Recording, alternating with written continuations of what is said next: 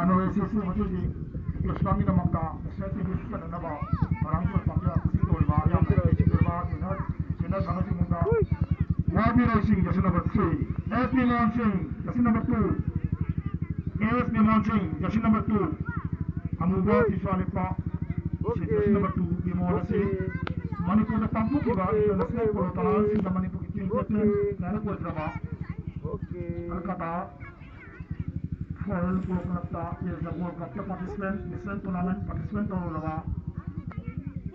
ini lakhano ko pampu kiba national tournament se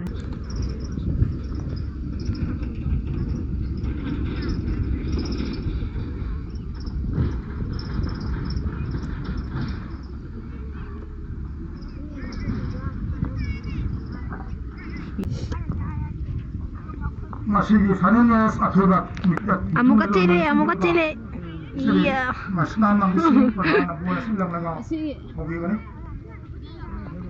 Pedro lagi macam mapi tiba mama tikang terbo mapi mama tim amasung manipur sport kan tim di lagi cara mau baby angang menang sih lau ne bol nampan mata deh asas canggre masanya canggre masih fakta sih gambar ini nana si lagu di basin jam mati yang mana apa Mas dah habis deh. ini tu berapa si lanjut makai lagi awak pesan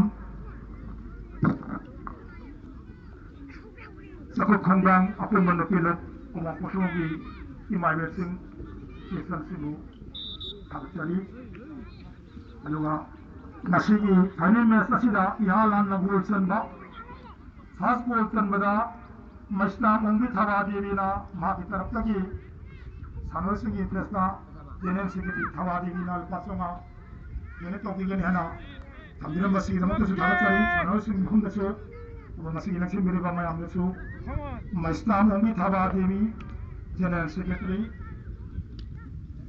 sakot khongang apun bang nupi Ayo foto namraki marumda. pasi bole yahalan gonta ba sanaro jogi maki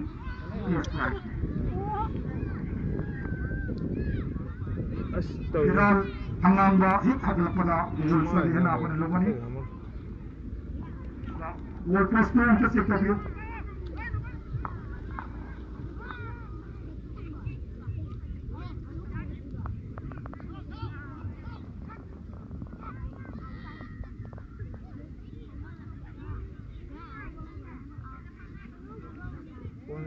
너무 강해.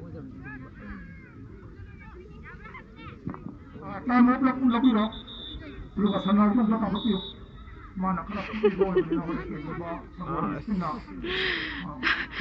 kutuk tanah ciri sini mazo mana betul ini sekolah tim di sana sih and flourishing just number 1 captain ice abang command just number 2 team captain di pun just number 3 yes Ranjit Singh just number 4 yes Dr. Muhammad just number 5 Yes, Raman Singh, just number 6. Hariba, Amul Bot Masuki Kisalipa, Sanarasi Masim Manipur Police Sports Club, Team BG Sanarasi Kaluga, Amu Masuki Kisalipa, Sanarasi Masim Manipur Police Sports Club, Team BG Team Makita, and Yogakananda Singh, just number 1. Kana no mana mamini kali je. Just number 3. Asyik mama aku kata maling tu ba. And Sujit Singh, just number 4. Yes, Rulekadi just number 5. Ada ud angang pale. Angang pale tu ada ud. Kalau ni juga boleh sih, mungkin lebih akan mana itu yang terbawa boleh sih.